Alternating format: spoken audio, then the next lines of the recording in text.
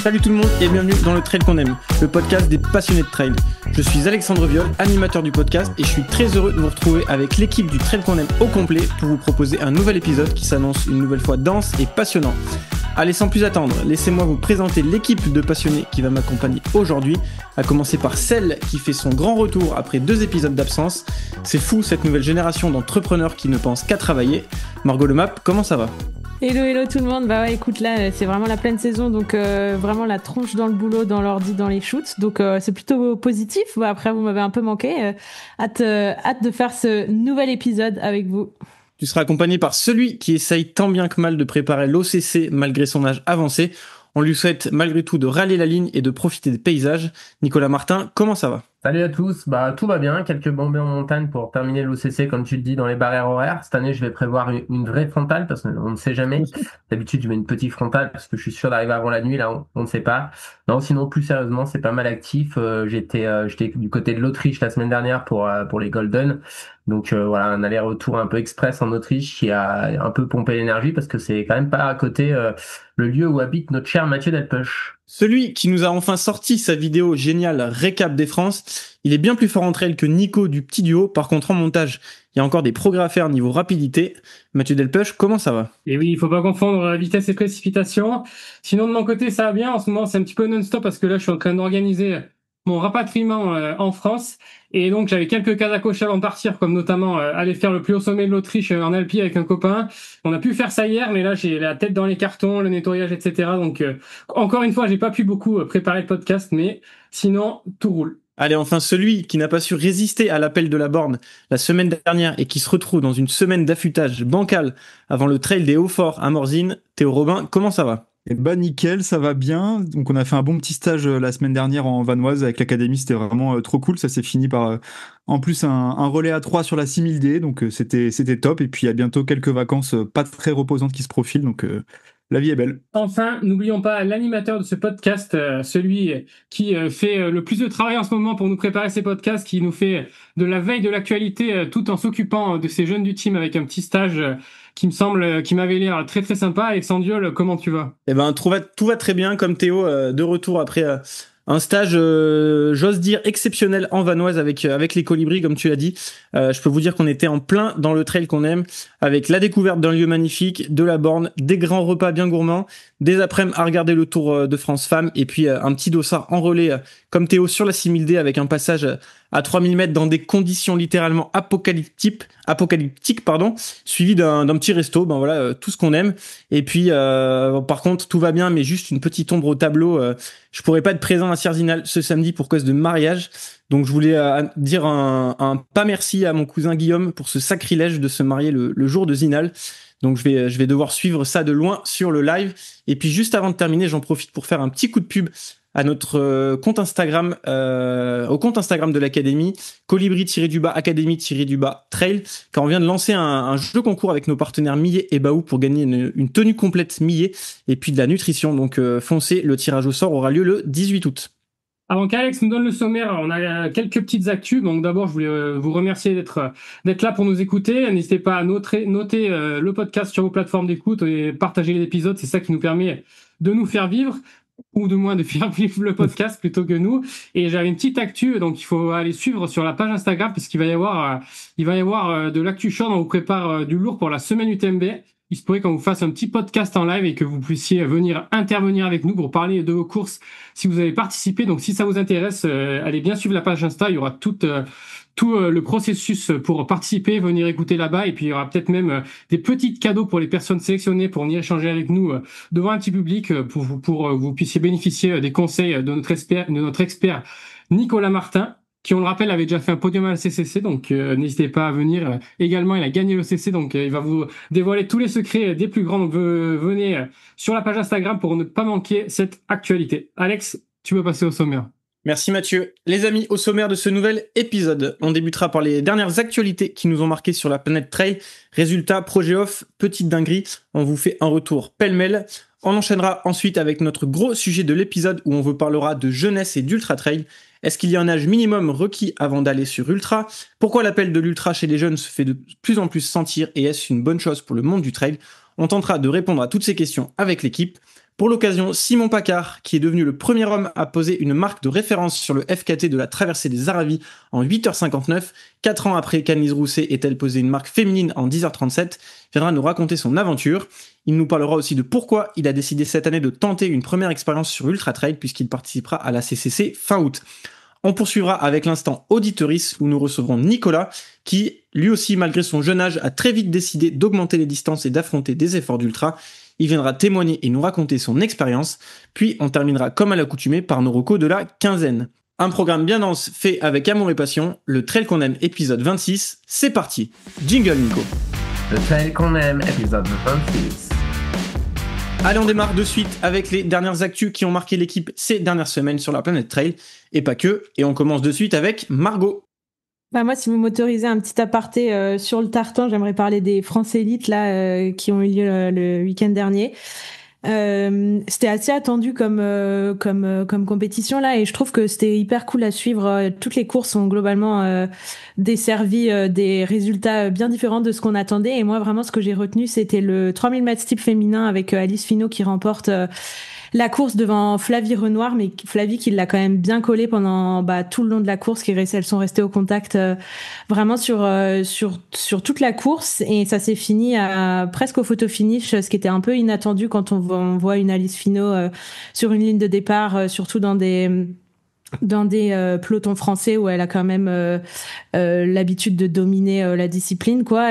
Donc ça c'était vraiment chouette à voir. Le 1500 aussi féminin était hyper chouette avec Adèle Gay qui remporte la course devant Agathe Guillemot. Ça moi je m'y attendais pas du tout, et les poils franchement du début à la fin, et puis ces derniers 100 mètres enfin 200 mètres même, trop cool à voir avec l'attaque de Bérénice et tout, enfin vraiment l'athlète qu'on kiffe, et puis le 5000 avec Yann Schrub aussi, trop cool. Donc voilà, moi c'est vraiment les 3 performances qui m'ont marqué ce week-end, et ça faisait longtemps que j'avais pas vibré autant devant des France sur piste. Ouais, j'embraye juste après toi Margot, parce que c'est aussi ce que j'ai retenu là de ces dernières semaines de résultats. On a eu la chance de suivre tous les soirs là, avec les jeunes pendant le stage les France Élites sur piste, et vraiment comme tu l'as dit c'était hyper excitant à regarder. Il y avait tous les meilleurs Français, que ça soit féminin ou masculin, qui s'étaient donné rendez-vous pour tenter de décrocher aussi bien un titre de champion de France, mais aussi une place pour les prochains mondiaux qui auront lieu à Tokyo fin août. Et moi, je voulais faire une petite mention spéciale au papy Nicolas-Marie Daru qui nous fait un back-to-back sur Steeple après son titre l'an passé, qu'il avait emmené au JO. Et voilà, il a récidivé de fort belle manière en gagnant la course et en ayant même le temps de célébrer à la fin. Et sur cette même course, on a vu la magnifique 3e place de Baptiste Fourmont qui confirme qu'il fait partie des tout meilleurs Français européens, voire presque mondiaux sur 3000 Steeple. Et on espère qui va sortir une grosse perf et passer enfin les minima pour pouvoir se qualifier aux mondiaux à Tokyo. Théo, à toi. Puisqu'on y était, moi je voulais relever la performance sur la 6000D de Sébastien Speller. C'était un chrono impressionnant en 6h10, et c'est quand même la 5e fois qu'il remporte cette course mythique. Chez les filles, ça a été remporté par Ozaki Kalin en 7h50. Et moi ce que j'aimerais bien noter, c'est aussi les mauvaises conditions météo qu'il y a eu en altitude. Bon Alex, tu pourras peut-être nous en parler un petit peu plus puisque c'était ton relais. Donc pour ceux qui connaissent pas, il y avait des passages en altitude aux alentours des 3000, et à cause des conditions météo, ils ont dû couper le haut du parcours, et en fait il y a eu environ seulement 150 participants qui sont passés là-haut, et on a vu beaucoup de gens frigorifiés, et donc quelques abandons. Moi quand j'ai pris mon relais à la Plaine Belle-Côte, l'orga a bien fait de couper le parcours là-dessus, il y a aucun débat, mais je trouve qu'encore une fois il y avait beaucoup de participants avec du matos beaucoup trop light, pas du tout adapté, et qui respectaient pas les consignes. Et pour moi ça rejoint un peu l'événement qu'on avait pu voir sur l'Ultra Trail du Haut-Gif, où malgré les règlements il y en avait plein qui n'avaient pas respecté soit les casquettes, soit le nombre de litres obligatoires à avoir sur soi, et comme par hasard, c'est souvent eux qu'on retrouve soit en DNF, soit avec les secouristes. Donc, pensez bien à respecter les consignes qui sont demandées par l'orga et par les secouristes. Et puis, pour rappel, c'est surtout l'orga qui coûte cher sur les trails. Donc, pensez que derrière, ça a aussi un impact sur le prix des dossards. Ouais, juste pour rebondir là-dessus, effectivement, j'ai fait le 2e relais, donc le relais qui nous emmenait jusqu'au sommet de la course à plus de 3000 mètres. Et effectivement, plus on montait, plus les conditions se détérioraient. Il y avait de la pluie, il faisait froid. Et juste avant le sommet de la course, on passait un grand pierrier où là, ben, on a constaté il y avait eu des grosses chutes de neige dans la matinée. Et c'est vrai qu'on s'est retrouvé au milieu de cette montagne sans visibilité. Il y avait du brouillard. Il y avait quelques bénévoles sur le parcours. On se demandait qu'est-ce qu'ils faisaient là parce que bah, eux, ils devaient avoir encore plus froid que nous. Donc effectivement, c'est important c'est bien que tu aies rappelé le fait que bah, fallait partir avec du bon matériel. L'organisation avait conseillé les gants et les buffs bonnets. Moi, j'avais juste la veste de pluie et je peux vous dire que j'étais bien content de l'avoir et je l'ai mise assez tôt pour pas avoir froid. Ça n'a pas empêché que j'ai quand même croisé des solos qui étaient sans la veste de pluie là-haut. Donc pour le coup, je sais pas comment ils ont fait. J'en ai croisé un qui d'ailleurs a explosé sur la fin. Donc est-ce qu'il a pris un coup de froid? Peut-être. Et effectivement, ils ont très très bien fait de stopper. Parce que moi j'ai souvenir d'avoir croisé les bénévoles là-haut, parce qu'il y avait un ravito, et je leur disais mais là vous allez quand même pas faire monter tout le monde, parce que je pensais un peu au milieu de peloton et je me disais mais il y en a qui vont se retrouver dans des situations vraiment compliquées. D'ailleurs on m'a dit qu'il y avait donc Léo Bonnemer, l'entraîneur de la structure qui a fait le deuxième relais aussi, il a vu qu'il y avait des gens presque au sommet, un peu en dessous de 3000 mètres, qui avaient sorti leur couverture de survie et qui étaient frigorifiés sur le parcours et qui s'étaient arrêtés. Donc voilà, donc a priori, il n'y a pas eu trop de casse et de personnes qui ont été mis en danger, mais en tout cas, l'orga a très très très bien fait de stopper le parcours, d'interrompre la course avant le sommet, parce que je pense qu'il y aurait pu avoir énormément de casse. Nico, à toi? Ouais, tout à fait. Avant de faire la transition sur les Golden qui étaient en Autriche, ouais, je confirme ce que vous avez dit, notamment sur le fait que je pense qu'il y a un énorme biais des gens, c'est-à-dire qu'on est au mois de juillet, donc c'est l'été, et donc du coup ils prennent pas le matériel qu'ils prendraient pour les mêmes conditions météo si on était en février ou mars, quoi, parce que bah, pour le coup en Autriche il y avait ces conditions-là. Et c'est vrai que moi alors, je courais pas, j'ai fait le ravitaillement, mais en fait pour attendre les athlètes au ravitaillement, c'était pantalon chaud d'Alpi, la doudoune, une veste pour protéger de la pluie, le bonnet, les gants, parce que en fait, bah, c'était un temps hivernal, quoi. Il faisait 2 degrés, de la neige, de la pluie. Donc, en fait, c'est vraiment toujours avoir ce réflexe de penser à quelles conditions météo il fait et quel matériel est adapté et pas, ouais, bah, c'est le mois de juillet, donc il fait chaud et c'est pas un problème, on peut y aller en light parce qu'il faut toujours penser à un truc, c'est que souvent, ça passe avec la vitesse. Par contre, dès qu'il arrive quelque chose, si vous n'avez pas de matos, vous êtes vite pas bien du tout, quoi. Donc, faut toujours anticiper. Faut mieux avoir un poids de plus. Et puis, je pense que c'est quand même pour l'immense majorité des gens, on n'est pas dans la course à la minute et les gens peuvent prendre un peu plus de matériel parce qu'il vaut mieux avoir trop de matériel que pas assez. Voilà, l'aparté étant fini, ouais, bah moi ce que j'ai retenu, j'ai eu la chance d'être au Golden dans la vallée du Pitzal que Mathieu connaît peut-être, qui est une très jolie vallée. Alors on n'a pas pu forcément nous bénéficier des belles vues parce qu'ils faisaient vraiment ouais, une météo, je sais pas si on veut dire printanière ou automnale, mais en tout cas des conditions climatiques difficiles avec de la pluie au niveau du départ, de la neige sur le sommet.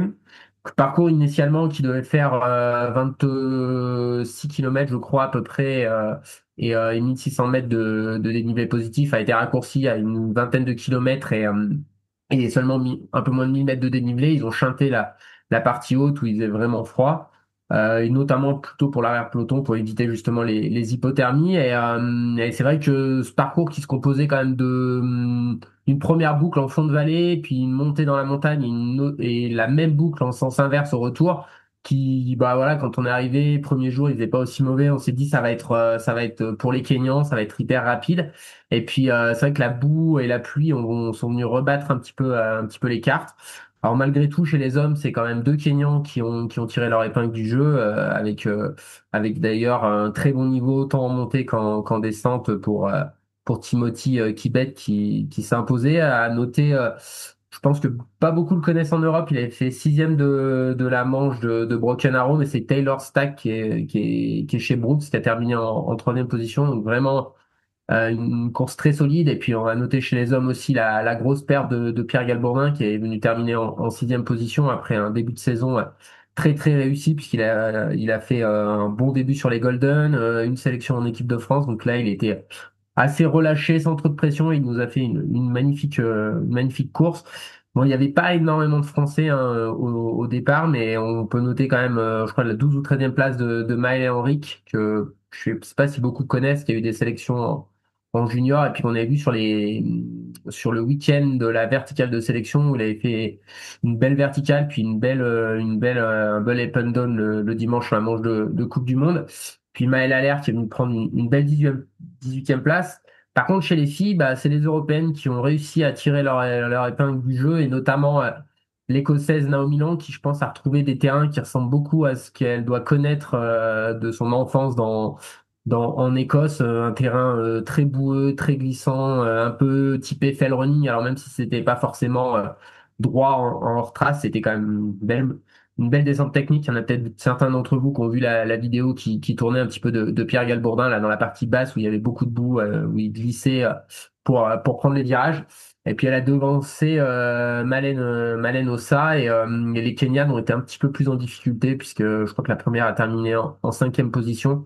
Donc ça a été ouais, un vrai chantier avec des conditions difficiles, mais une très belle course, et ça va quand même vraiment dénoter avec la prochaine manche qui sera ce week-end sur Sierre-Zinal, avec des conditions qui s'annoncent pour le coup plutôt caniculaires.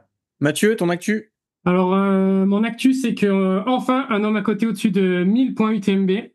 On a vu ça sur l'Ultra Tour des 4 massifs 2025 à l'UT4M. On a eu la surprise, mais beaucoup de nos auditeurs fidèles nous ont très vite envoyé cette information. Gabriel Herriot avait coté au-dessus de 1000. Et en fait, ce qui s'est passé, c'est que la distance et le dénivelé exact étaient mal rentrés. Il y avait une erreur d'environ 10-15%. Et on a vu le lendemain que dès que ça a été corrigé, les cotations sont revenues dans des ordres de grandeur plus logiques pour le niveau des coureurs présents sans leur faire offense, autour de 800 pour la gagne. Et donc ça nous a surpris, et ça montre un point qui est qu'en fait, la distance rentrée sur UTMB est primordiale pour la cotation, alors que à chaque fois qu'il y a des erreurs et que des coureurs envoient beaucoup d'informations pour confirmer que les données entrées peuvent être inexactes de 5 à 10%, l'UTMB a toujours la même réponse. Le dénivelé et la distance ne changent pas la cotation, il sert juste à catégoriser la course pour faire l'analyse statistique, mais il n'a pas besoin d'être exact. Or ici, on voit qu'une différence de 10% a engrangé une énorme différence dans le scoring, 20% de scoring de différence. Donc voilà, encore beaucoup d'incompréhension de la part de cet indice. On avait dit plusieurs fois qu'on arrêtait d'en parler, mais cette petite actu d'un coureur qui a coté au-dessus de 1000, c'était quand même une info qu'on pouvait pas ne pas vous donner. Et puis surtout, moi j'avais une deuxième petite actu, c'est les publications des listes des inscrits sur les courses UTMB. Donc encore une fois, on va pas passer du temps à tout analyser, mais c'est vraiment de la folie ces courses. La densité et le niveau dans les inscrits, c'est vraiment incroyable. Et chez les hommes, j'ai regardé rapidement, il semble que le plus de densité ce soit quand même sur l'OCC, avec à noter un petit groupé d'ultra trailers, Jim Wamsley qui est finalement redescendu sur l'OCC. Il va affronter Hannes Landberger, Adam Peterman, Joaquin Lopez qui avait fait 3e l'UTMB l'an dernier. Donc on voit des gens qui descendent un petit peu. Et puis aussi à noter dans cette liste, Nicolas Martin. Attention, il était à 3 places de ne pas rentrer dans ce top. Je sais pas combien il y en a, s'il y en a 50 ou 60. Mais voilà, on espère pour lui qu'il fera un petit peu mieux que la cotation qui est annoncée. Et du côté des filles, c'est quand même au niveau de la CCC qui a le plus de densité, avec un niveau de folie à l'avant. Tony McCann, Blandine Lirondelle, Fusa Oxiang, Ingvild Kaspersen. Donc voilà, c'est très très dense aussi chez les filles sur cette course. Ça va être de la folie cette semaine du TMB, j'ai déjà hâte d'y être. Et on y sera tous ensemble. Et oui. Allez, terminé pour les actus, on va pouvoir passer à notre sujet décryptage de l'épisode. Et pour introduire le sujet, on souhaitait revenir sur une actu chaude, le FKT de Simon Pacard sur la traversée des Aravis, sur un format effrayant de 50 km et 6100 mètres de dénivelé positif depuis Rome-sur-Cluse jusqu'au refuge des Fontanettes. Un FKT qu'il a réalisé en 8h59, et il a donc posé la première marque masculine sur ce FKT. Je l'ai dit dans l'intro, il existait un record féminin, celui d'Anise Rousset, en 10h37. Pour l'occasion, alors qu'il est en plein stage de borne avec toute l'équipe Salomon pour préparer la semaine UTMB justement, Simon Pacard est en direct avec nous. Merci Simon d'avoir mis la borne en pause pour venir prendre le temps de discuter avec nous. Déjà, comment ça va? Et puis, est-ce que t'as bien récupéré de ta bambée dans les Aravis? Salut tout le monde, merci beaucoup pour l'accueil, ça fait plaisir de vous voir. Tout va très bien ici à Cham, dernier jour de stage. On a fait quand même des belles bambées dehors, donc vraiment super. Et puis ouais, le FKT, plutôt bien récupéré finalement, vu que c'est quand même une traversée quand même vraiment technique. Mine de rien, les descentes sont quand même du coup techniques et on peut pas forcément dérouler. Les impacts sont quand même moindres et au final, musculairement, enfin, je me suis étonné qu'à la mi-traversée, au bout de 3000 de D-, j'avais quasiment aucune trace musculaire. Parce que, mine de rien, t'as la descente de la pente percée, les chenilles de Salange, où là, c'est de la désescalade quasiment sur une certaine partie. Et t'as quand même beaucoup de parties où t'es dans des pierriers et tu peux pas non plus trop bourriner parce que c'est tellement technique que c'est un peu trop dangereux. Donc ouais, non, plutôt bien récupéré. Les bornes du stage se passent bien, donc tout roule. Il est sympa, François Den? Ouais, tout le monde est très sympa. Enfin, François, je le connaissais d'avant déjà, de Arèche qu'on allait skier ensemble aussi cet hiver. Donc voilà, mais non, franchement, toute l'équipe est très très sympa. Il y a un super état d'esprit, le groupe, le staff. Donc franchement, un super stage. Parfait. Du coup, juste pour nos auditeurs et auditrices qui n'auraient pas suivi ton exploit, est-ce que tu peux nous raconter un petit peu comment l'idée a germé, pourquoi tu as décidé de faire ce FKT et puis surtout pourquoi tu l'as fait le 25 juillet? Le 25 juillet parce que c'est mon anniversaire, mes 25 ans. Et depuis quelques années, j'ai l'habitude du coup pour mon anniversaire de me mettre un petit défi. Pour mes 20 ans, pareil, j'avais fait l'aller-retour au Semnos depuis chez moi à Gruffy en moins d'une heure. Et depuis, je suis resté un peu sur cette idée-là de faire un petit défi, quelque chose de particulier pour mon anniversaire. Je trouve ça vraiment sympa. Donc voilà, là c'était traverser les Aravis. L'idée elle est venue. En gros, j'ai emménagé au-dessus du Grand Bornand au Chinaillon depuis maintenant quasiment un an, depuis septembre 2024. Et j'ai vu sur la chaîne des Aravis et je me suis dit il y a quand même quelque chose à faire sur cette trace. J'ai vu la vidéo d'Annelise.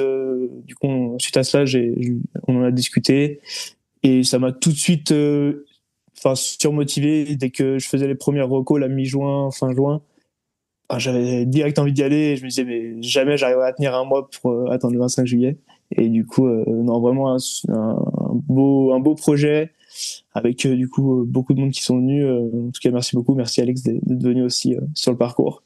Mais franchement, une super journée. Moi, c'est un peu comme ça aussi que je vois le trail, sur des projets comme ça qui te caractérisent vraiment, des moments que tu peux partager avec tes proches aussi. Je trouve ça vraiment des super moments. Donc merci à tous qui étaient là et ceux qui n'étaient pas aussi, mais par la pensée. On peut dire que c'était un peu une première expérience sur du long sans dossard sur un projet off. Est-ce que tu t'attendais, parce que moi je suis venu te voir au col des Aravis, donc tu avais fait à peu près 2/3 de la traversée et je t'ai trouvé extrêmement frais et j'étais très étonné de te voir aussi bien à ce moment-là. Tu as fait un ravito express, je m'en rappelle.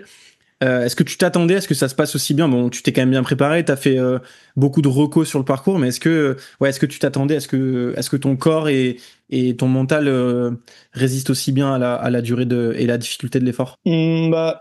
C'est dur à dire parce que j'ai toujours fait des longues bambées, que ce soit en vélo, à pied, si on part à la journée. Sauf que sur ces journées-là, on a toujours des temps de pause où on s'arrête, on prend le temps de manger, on fait une boulange, des choses comme ça.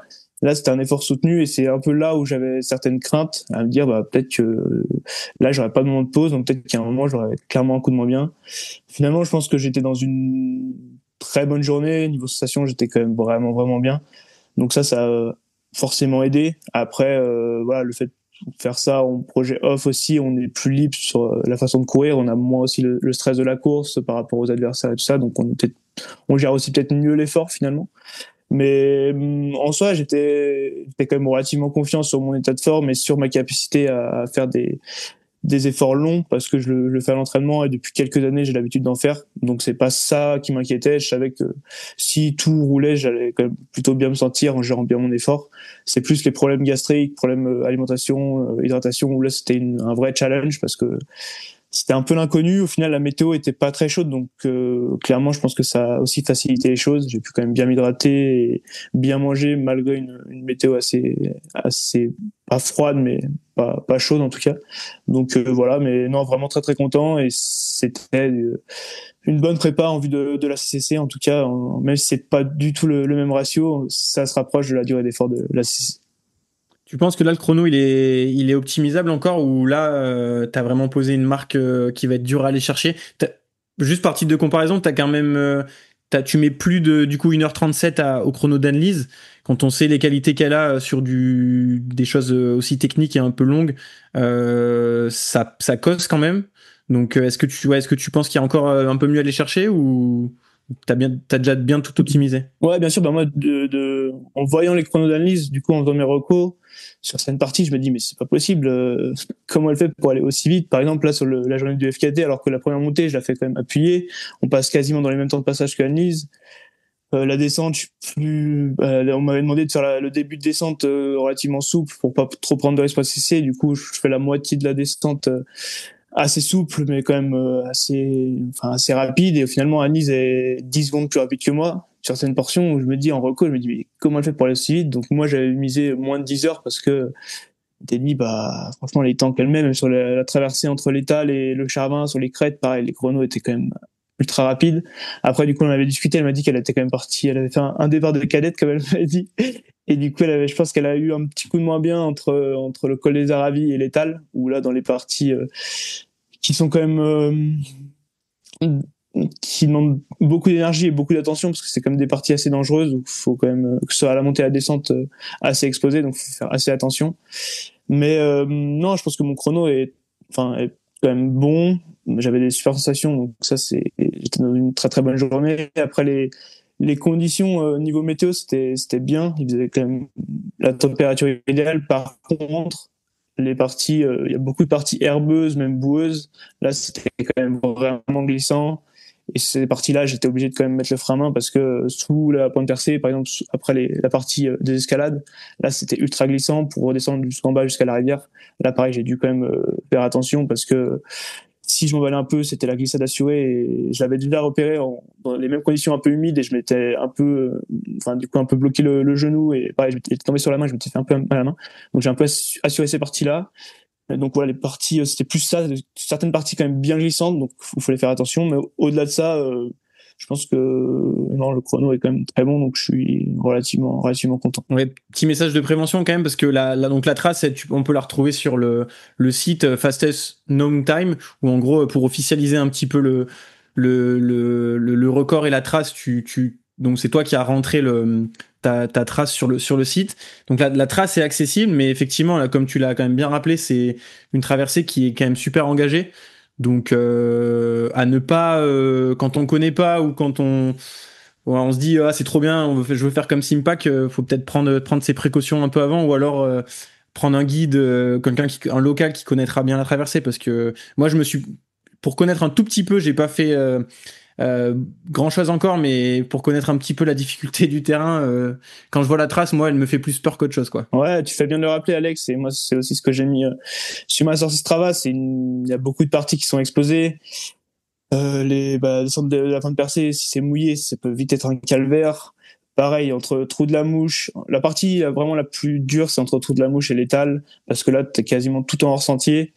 T'es dans des pierriers, des pierres qui glissent. Là, moi, du coup, j'avais fait en sorte qu'on soit que 2 à chaque fois maximum. Parce que sur des recos, par exemple, j'étais obligé de me tenir à la falaise sur la droite, et à un moment, en fait, le rocher s'est effrité vraiment, et en m'appuyant dessus, en me tenant un peu dessus, j'ai fait tomber un bloc, et là je me suis dit, s'il y a quelqu'un en dessous, c'est pas drôle. Donc clairement, ces parties-là, faut vraiment faire attention. Et pareil, le jour du FKT, dans la remontée, le Coyou à Bordel, sous l'étal, là pareil, c'était un peu mouillé, on s'est dit à Clémence, faut pas que ce soit plus mouillé parce que ça peut être hyper dangereux, et là pareil, on est obligé de tenir un peu à la falaise à droite pour pas glisser en arrière, et là c'est vraiment raide, donc c'est sûr que si on connaît pas, vaut mieux pas s'aventurer là-dedans. Du coup, Simon, si on t'a invité aussi à nous rejoindre sur le podcast, c'est pour se poser quelques questions avec toi et tenter de décrypter un petit peu le phénomène que l'on constate depuis quelques années, où on voit qu'il y a quand même un sacré rajeunissement sur les pelotons, aussi bien chez les amateurs mais aussi chez les élites, sur les efforts d'ultra trail. À titre d'exemple, je trouve que c'est un exemple assez marquant, même si on n'est pas sur des efforts très très longs. C'est la moyenne d'âge du top 5 des France de trail long homme, donc un effort de 8 heures, où la moyenne d'âge est de 28 ans. J'ai pas comparé avec les années où il y a 5 ou 10 ans, mais je pense que voilà, je pense qu'il y a une vraie différence au niveau de la moyenne d'âge. Déjà, toi, sur le terrain, est-ce que tu partages ce constat que les pelotons, ça se rajeunit sur des distances plus longues? Et est-ce que tu sens qu'il y a une grande évolution par rapport à ça depuis que tu as commencé le trail? Ouais, je pense. Enfin, du coup, moi, ça fait 7-8 ans que j'ai commencé. Je pense que j'ai quand même moins d'expérience que Nico Martin et je pense que Nico pourra vraiment répondre à cette question mieux que moi. Mais c'est clair qu'on voit que il y a cette, entre guillemets, mode de l'ultra où on veut de plus en plus vite aller sur des distances plus en plus longues. Et ça, je pense que c'est quelque chose qu'il faut bien arriver à manager et faire attention. Je pense aujourd'hui, on est dans une société où on veut toujours en faire plus. Mais par contre, derrière, il peut vite y avoir des couacs et certaines limites. Donc, c'est sûr que c'est quelque chose que je partage. Et moi, je sais que j'ai envie de prendre le temps aussi pour allonger les distances petit à petit. Je pense que ça dépend. C'est vraiment propre à chacun. Ça dépend aussi du passif des personnes. Et je pense qu'il y a plein de choses à prendre en compte pour ça. Mais oui, je pense que je sais pas si Nico veut prendre la parole là-dessus, mais à mon avis, oui, je pense que il y a vraiment ce phénomène de mode qui fait que les jeunes vont de plus en plus tôt sur des plus longues distances.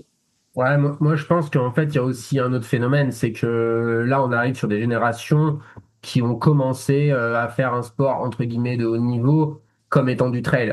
Moi, à titre d'exemple, alors bon, j'ai commencé à courir plus tôt, mais j'ai commencé à vraiment faire de la compète, j'avais seulement 24 ans. Et après, on sait que pour atteindre un très bon niveau personnel, c'est entre 5 à 10 ans de pratique. Donc en fait, bah forcément, si les gens ils commencent à 23, 24, bah tu commences à avoir des gars qui performaient, alors sauf si c'est des surdoués, mais entre 28, 35, entre 28 et 35 ans, par exemple. Je pense qu'aujourd'hui, on a un décalage comme dans la plupart des sports qui sont bien structurés. Où voilà, le summum d'un athlète, c'est entre 25 et 30 ans. Alors après, il y en a qui durent au-delà, il y en a qui ont des maturités plus tardives. On voit dans le vélo qu'il y a de plus en plus de maturité encore plus précoce, des gens qui sont très haut niveau mondial à 20 ans, 21 ans. Donc ça, je pense que c'est un phénomène qui est assez logique par rapport, on va dire, à la densification et peut-être, si on peut appeler ça de la professionnalisation de la discipline. Ensuite, c'est sûr qu'il y a quand même un vrai décalage, je pense, de médiatisation, de possibilité de vivre de son sport selon les distances. Je vais prendre un exemple d'un des meilleurs Français actuels, qui est Sylvain Cachard.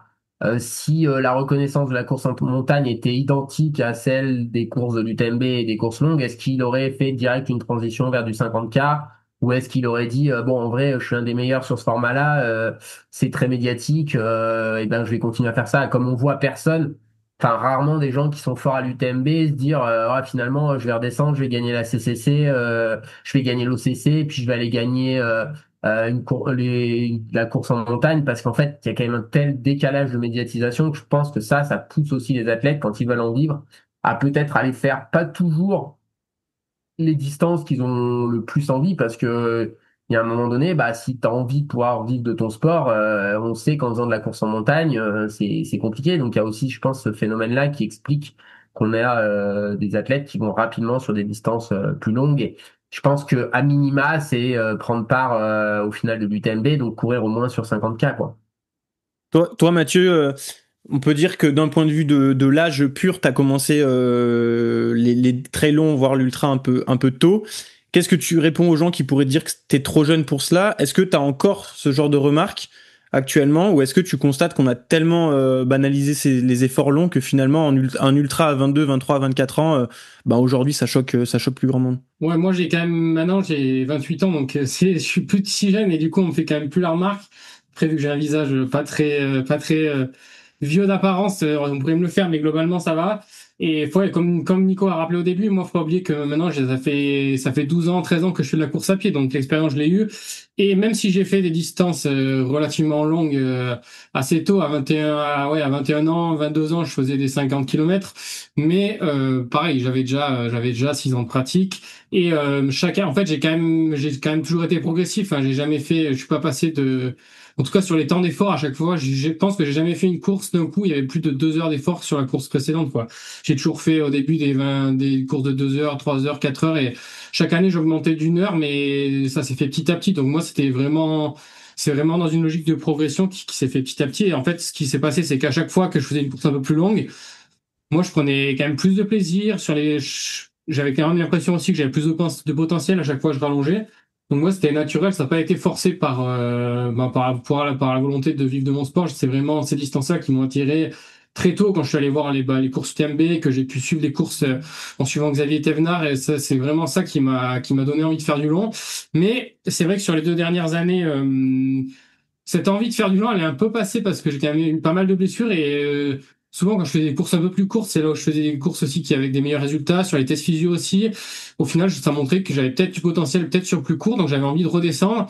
Je me suis dit, je fais une dernière saison où j'essaye de faire en sorte que ça marche bien. Pour l'instant, ça marche pas mal.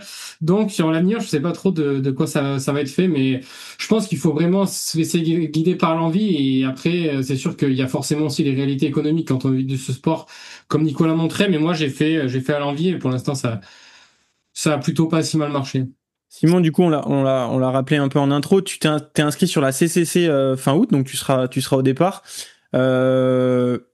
J'avoue, en tout cas pour ma part, un choix assez surprenant de l'extérieur.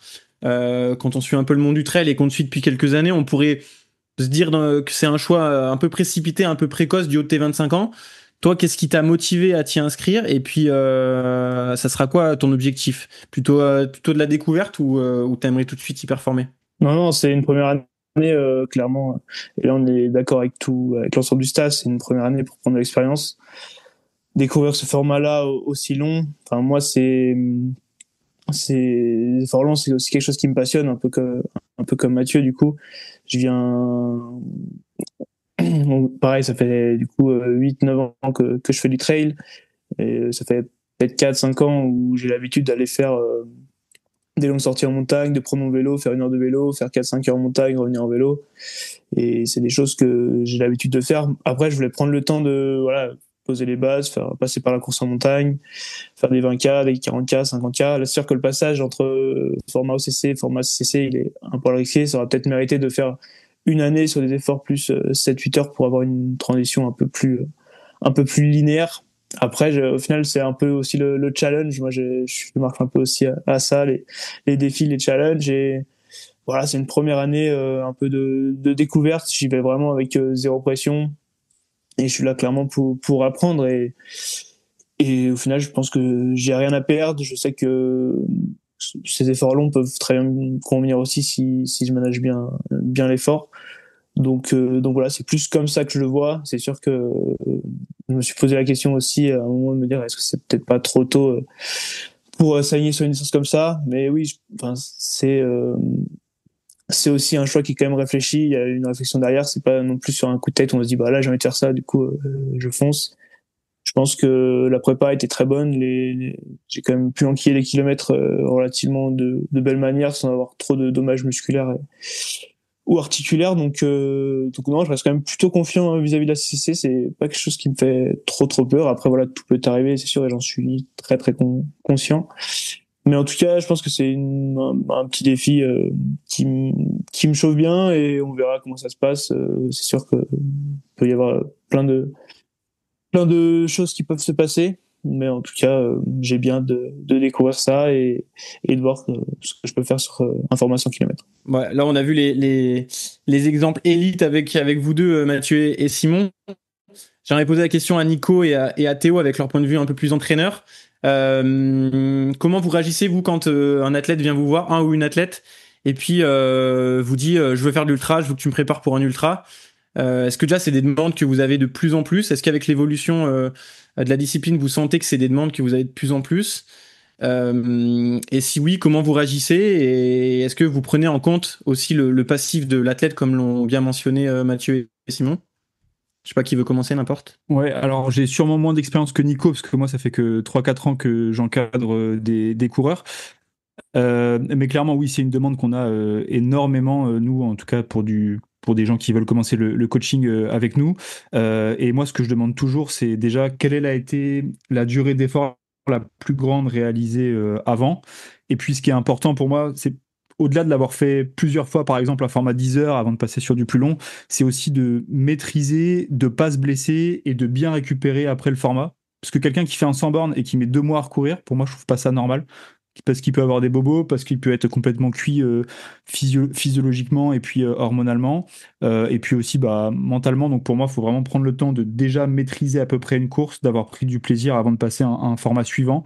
Et quelqu'un qui n'a jamais fait un 50 km et qui veut se lancer par exemple sur un 100 miles, souvent lors du premier appel, je vais lui dire que pour moi, c'est pas trop ma philosophie et je préfère qu'ils prennent le temps. Il y a moyen de prendre du plaisir sur beaucoup plus court, et que voilà, le 100 miles, c'est pas une fin en soi, et que souvent dans la tête des gens, en fait, c'est plus glorieux de dire ouais, j'ai fini l'UTMB en 40 heures que de dire je sais pas, j'ai fait une CCC en 12 heures ou en 13 heures. Donc il y a vraiment un peu la loi du toujours plus en termes de volume, mais pas forcément en termes d'intensité. Et du coup, c'est là où les cotes, même si on sait tous que c'est problématique et pas toujours fiable, où la cotation, en tout cas d'augmenter son niveau de performance, je trouve ça bien plus intéressant que de vouloir simplement allonger pour allonger.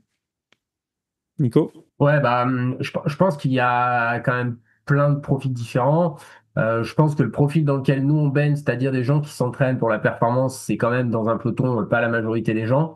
En tout cas, avec un vrai visée de performance où on n'est pas dans les découvertes, on n'est pas dans je prends le départ en essayant de finir. Donc je disais ça en rigolant sur l'OCC. Bon, mon seul objectif c'était de finir l'OCC. Je prends pas le départ. Je sais très bien que si je cours tranquille, j'ai pas de problème à finir une OCC. L'objectif, c'est d'essayer de se dépasser. Alors, en faisant peut-être dans mon cas, moins bien qu'avant, mais il y a, pour une partie des gens, il y a cette volonté-là, mais elle est pas majoritaire. Et du coup, il y a ce qu'expliquait Théo, c'est-à-dire des gens qui, vu qu'ils vont pas forcément chercher ça, vont aller le chercher dans je fais toujours plus long. Et donc, c'est vrai qu'il y a quand même une forte demande. Je dirais sur l'ultra, après l'ultra, selon ton niveau, c'est pas qu'une question de distance parce que pour moi, une CCC pour un Simpack, c'est pas vraiment de l'ultra, c'est la porte de l'ultra. Pour l'immense majorité du peloton, c'est un ultra parce que il y a des gens qui vont mettre plus de temps pour finir la CCC que des gens que les meilleurs pour finir du TMB. Donc il y a quand même ce phénomène-là qui existe. Après, comment on le gère? Moi, j'aime pas trop être trop directif. Donc des fois, je suis pas convaincu du projet. Je dis aux gens, on peut essayer. Et ce que j'aime bien, c'est qu'ils se prennent un mur et qu'ils d'eux-mêmes reviennent et disent, OK, là, je suis pas encore prêt à aller sur ces formats-là. Le but, c'est de les préparer. Le but, c'est pas de les envoyer à l'abattoir non plus, hein, quand ils ont vraiment pas le niveau. Mais bon, moi, je sais qu'un des trucs dont j'étais le plus content en tant qu'entraîneur, c'est quand une fois une athlète m'a dit, non, mais en vrai, je n'étais pas capable de faire cette course-là. J'avais pas assez de marche sur les barrières horaires, les conditions elles étaient un peu difficiles. En vrai, je suis pas capable. Je vais revenir faire des courses plus courtes. Et puis si je veux faire un 100 miles, je vais en choisir un qui est un peu plus accessible. Et je trouve que c'est bien parce que ça permet aux gens d'avoir à la fois la fierté d'aller au bout d'un 100 miles, ce qui est, je pense, vraiment une réelle fierté. Enfin, moi, j'ai jamais eu cette attirance, mais parce que je pense que j'ai eu des satisfactions par la performance. Mais je comprends vraiment que les gens, ils aient cette envie d'aller faire quelque chose de long, mais aussi qu'ils comprennent qu'à un moment donné, ouais, c'est pas donné à tout le monde de faire un 100 miles avec 10 000 mètres de dénivelé, c'est un peu de technique, quoi, parce que on n'a pas tous les mêmes capacités, on n'a pas tous eu les mêmes vies, surtout quand on est jeune, et qu'à un moment donné, on a beau se mettre sérieusement au sport, si on n'a pas la génétique, pas une grande pratique à son adolescence, au début de sa vie d'adulte, faut pas s'attendre à des miracles, hein. Il y a un moment donné, si quand tu commences, t'as 400 de cotation, il y a quand même très peu de chances que tu finisses à 800, quoi. Et donc, il y a un moment donné, si le niveau requis il est au-dessus de ton niveau, des fois, faut accepter qu'on puisse pas faire ces courses-là et c'est pas très grave. Et je pense qu'il y a vraiment de quoi faire pour s'amuser parce que la priorité de tout ça, et c'est pour ça aussi qu'il faut être, à mon avis, vigilant sur les distances, c'est quand même de pratiquer le sport le plus longtemps possible et que ce culte de la distance, à la fois chez les amateurs, mais aussi chez les élites, parce que moi, je vois les volumes qui sont avalés en ce moment, on est en pleine prépa UTMB. Je sais pas ce que ça a donné dans 10 ans, quoi, parce que des 250 cas par semaine avec 10, 12 000, alors c'est pas toute l'année, mais c'est quand même, ceux qui enchaînent les prépas, c'est quand même régulièrement. Bon, comment on va se comporter, comment on va vieillir quand on fait ça? Alors, c'est peut-être moins mauvais que la sédentarité, mais c'est, je pense, pas l'optimal, donc faut aussi quand même garder ce recul, parce que c'est que du sport, et à part pour les tout meilleurs, il y a quand même pas beaucoup d'enjeux, là-dedans, quoi. Ouais, et je rajouterais juste aussi un truc sur le contexte de vie. Ça, c'est un truc qui est vachement à prendre en compte. En fait, certains qui sont jeunes, qui ont peut-être moins d'expérience, mais qui peuvent s'entraîner 20 heures par semaine, qui ont le temps de récupérer, faire la sieste, qui bossent pas trop, bah clairement c'est vachement plus favorable. Moi, je vois pas mal d'athlètes qui viennent et qui disent, bah voilà, j'aimerais bien faire un ultra, je vais avoir mon deuxième enfant, je me marie cette année et je travaille 50 heures. Bon là, clairement, tu sais que ça va dans le mur. Et ça, c'est aussi franchement à prendre en compte. Et peut-être que au lieu de vouloir faire toujours plus, ce qui peut être bien, c'est de prendre des objectifs à l'année en fonction du temps qu'on va avoir disponible pour s'entraîner. Et ça, faut absolument prendre en compte sa vie pro et sa vie perso si on veut durer dans le temps, comme disait Nico. Et donc ça, faut y faire vraiment gaffe. Moi, par exemple, j'ai un athlète. Premier mail, il me dit ouais, bah, je suis parisien, j'ai pas fait beaucoup d'ultra et je veux faire l'UTMB, c'est dans 6 mois. Là, je me suis dit, ouais, c'est galère. Et au final, c'est un athlète qui a pu se rendre dispo plus de 5 mois pour aller faire du télétravail à Saint-Gervais. Et du coup, bah, je me suis dit, en fait, non, il a réfléchi. Et au final, on a fait la prépa et ça s'est bien passé. Mais du coup, ça dépend vraiment du contexte pro et perso et aussi de où on habite. Hein, parce que bah, préparer, je sais pas moi, un ultra très montagneux, si on n'a que 6 heures d'entraînement et qu'on habite en Normandie, bah, ça peut paraître un petit peu plus risqué de mener un projet que tout se passe bien et que l'athlète prenne du plaisir et dans la prépa, mais aussi lors de la course. J'ai une question pour Mathieu et Simon. Nico, tu as parlé de la santé à long terme et d'essayer de courir de courir le plus longtemps possible. Simon, Mathieu, vous le trouvez comment, le compromis entre performance, santé à long terme et cet appel un peu toujours présent de forcément on voit des copains qui font des bornes, on voit des grosses semaines sur Strava. Comment vous arrivez à articuler votre pratique avec ces 3 paramètres qui finalement, si on en tire trop l'un d'un côté, ça peut déséquilibrer la chose. Comment vous arrivez à articuler tout ça? Vas-y Simon, je t'en prie. Merci beaucoup. Pas simple. Ouais, c'est pas simple. C'est effectivement, je pense que on est toujours là à essayer de vouloir aller pousser le curseur un peu plus loin. Et je pense que ouais, pour moi, tout est une question d'équilibre, que ce soit au niveau sport, famille, loisirs. Et je pense que ça, c'est vraiment à chacun de le trouver. Chacun, je pense, avec l'expérience aussi, on commence à se connaître, on commence à savoir à partir de quel kilométrage dénivelé par semaine, on commence à avoir des petites tensions, des petites douleurs.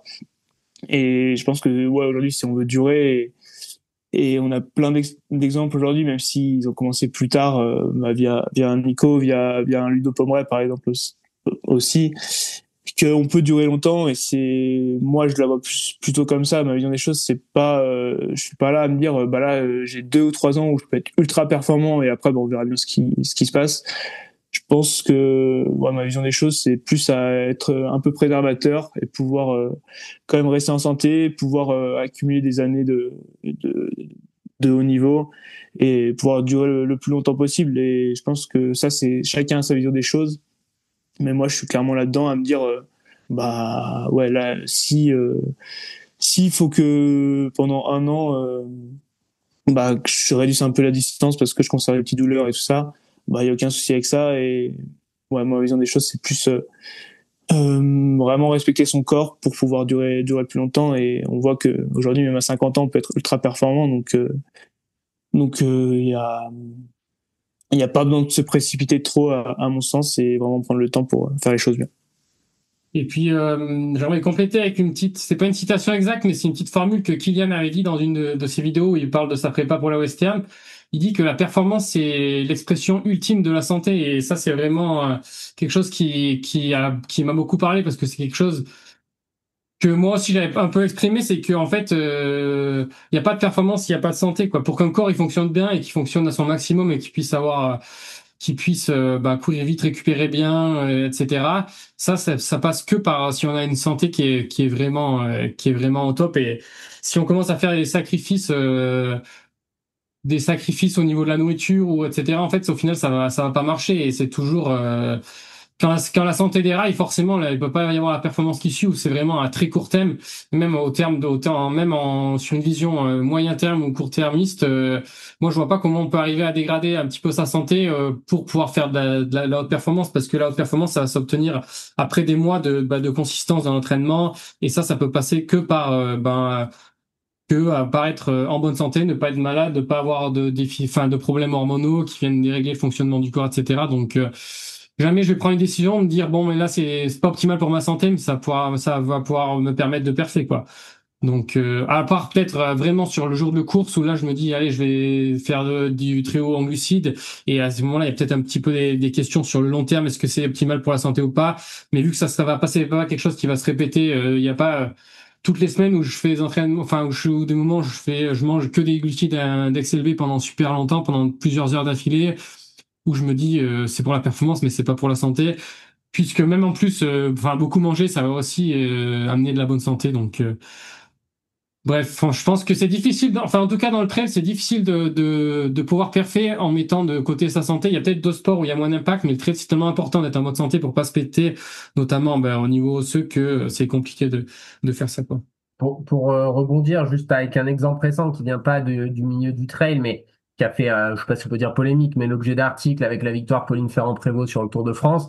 Ça, c'est des stratégies très court terme qui peuvent fonctionner, mais il faut toujours avoir cette vision-là. C'est très court terme, quoi. C'est quelques mois pour optimiser, dans son cas, un rapport poids-puissance, parce que l'épreuve qu'elle va disputer se gagne là-dessus, et que bon, après moi j'aurais aimé qu'il y ait des gens qui fassent le travail de savoir si elle aurait quand même gagné par exemple en haut du col de la Madeleine en étant avec je sais pas 2 kilos de plus, mais bref, juste pour dire que voilà, on peut avoir des stratégies d'optimisation. Je pense que de toute façon la très haute performance c'est pas ultra respectueux de la santé, enfin c'est pas la maximisation de la santé, je pense que c'est quand même compliqué, mais par contre très clairement Mathieu c'est un bon exemple. Cette année je pense qu'il a rien fait d'exceptionnel à l'entraînement. Il n'y a rien qui sur Strava, tu te dis waouh, c'est monstrueux. Par contre, ça fait des mois que c'est consistant. Et la perf, moi, je me rends compte que c'est la consistance. Alors après, c'est sûr que ceux qui ont la consistance et qui ont une capacité à mettre un petit bloc un peu supérieur, peut-être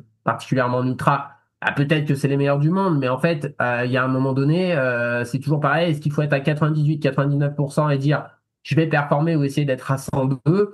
Je pense que c'est un choix personnel, c'est un choix de carrière, c'est-à-dire que une fois que tu as fait un certain nombre de résultats, et je prends mon exemple, j'ai toujours été deuxième sur beaucoup de courses, oui, il y a des fois, j'ai essayé d'être premier parce que en fait, ça m'intéressait pas d'être nouveau deuxième. Donc tu prends d'autres risques. Mais déjà, avant d'arriver là, faut déjà installer de la perf dans le temps avant de vouloir potentiellement prendre des risques, parce que c'est vraiment ce qui devient ta motivation, quoi.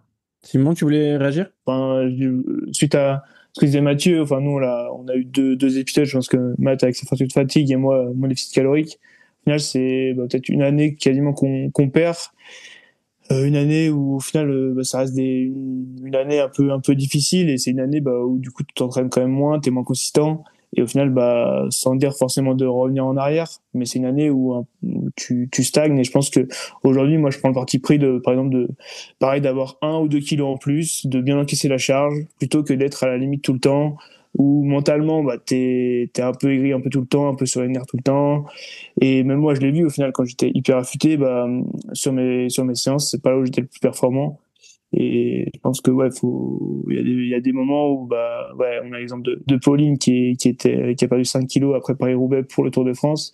Je pense que c'est clair que c'est extrême, c'est sur une courte durée, et même elle le dit que c'est pas 100% sain, mais c'est sur un court délai. Et ça, je pense que c'est des choses à prendre en compte, mais faut pas que ça reste que occasionnel, et pas que ça reste toute notre carrière comme ça, quoi. Moi, j'aime bien parler d'un poids de haute performance, qui est un truc que tu peux avoir peut-être une fois dans l'année sur ton objectif majeur, et un poids de forme qui est le poids qui te permet d'encaisser ta charge de manière régulière sans être fatigué. Et forcément, c'est de la physique, hein. Si tu arrives avec le même condition de forme, t'as rien dégradé et que tu fais 2 kilos de moins, tu iras plus vite dans les bosses. C'est obligatoire, c'est de la physique. Mais le problème, c'est que je pense que la plupart du temps, surtout dans un milieu comme le nôtre, on n'est pas super bien accompagné. Les gens qui vont essayer de faire ça, ils vont se fatiguer, et donc du coup, ils vont dégrader leur performance, et ils auront beau faire 2 kilos de moins, ils iront moins vite que quand ils disent 2 kilos de plus où ils toléraient parfaitement la charge. Donc, il y a des stratégies d'optimisation, mais attention aussi au sport où les budgets des équipes se comptent en millions d'euros, quand nous, un budget de staff, c'est un budget de team tout confondu, c'est à peine un peu plus d'un million ou 2 millions, je sais pas combien c'est exactement, mais on n'a pas des budgets à la Bisma à 50 millions, quoi. Margot, juste pour revenir un petit peu sur la partie ultra, on en a parlé plusieurs fois dans nos épisodes. Tu as réalisé ton premier 100 km en Alsace cette année. Est-ce que avec le recul à des mois qui sont passés, qu'est-ce que tu en as retiré concrètement de ta vision sur l'ultra, et est-ce que l'ultra appelle l'ultra, ou justement l'ultra t'a un petit peu rappelé à l'ordre et t'a fait te dire bon, j'ai quand même un taf qui me prend du temps, est-ce que c'est vraiment une bonne idée de vouloir faire des longues distances, ou alors plutôt justement trouver l'équilibre avec son emploi du temps à côté et repartir sur des distances un peu plus courtes? Non, bah c'est clair que moi j'ai la chance d'avoir un boulot où genre c'est déjà très segmenté dans l'année. Je bosse beaucoup l'été et je bosse quasiment pas du tout l'hiver. Donc là, dans le cas de l'Alsace où c'était un ultra, donc à 100 bornes en mai, ça me permettait quand même d'avoir tout le début d'année là où j'avais pas encore trop de boulot, mais enfin où je pensais que j'allais pas avoir trop de boulot et pouvoir bien m'entraîner et tout. Au final, on a shooté des grosses campagnes à partir de mars, donc niveau entraînement, ça le faisait, mais niveau sommeil, c'était catastrophique. Je pense que, enfin, même en ce moment, je pense que ça fait 3 mois, j'ai pas fait une nuit de plus de 7 heures, un truc comme ça, quoi. Et j'ai souvent des nuits à 6 heures et tout, et c'est des trucs, je vois bien que je peux pas m'entraîner pareil que cet hiver, ou alors le ski c'est différent et ça a un impact différent sur le corps, mais cet hiver, je pouvais m'entraîner presque 25 heures par semaine, dormir à 11 heures par nuit, et ça passait sans souci, mais parce que j'avais aucun stress, quoi. J'avais 3 mois où j'avais rien d'autre à faire que me reposer et kiffer être dehors.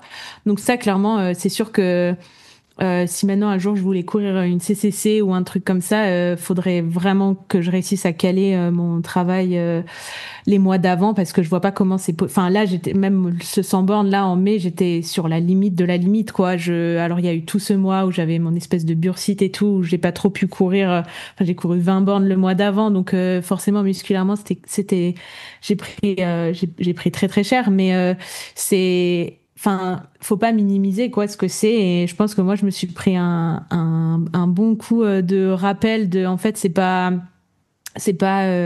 aussi facile qu'on le pense, et puis c'est pas juste courir beaucoup à l'entraînement et réussir à bien s'entraîner et tout, parce qu'en soi sur le papier toutes les séances elles passaient, j'arrivais à faire mes heures et tout, mais je mangeais du pain beurre parce que j'avais pas le temps de me faire à manger, donc je faisais des concessions en fait sur le sommeil et sur la bouffe.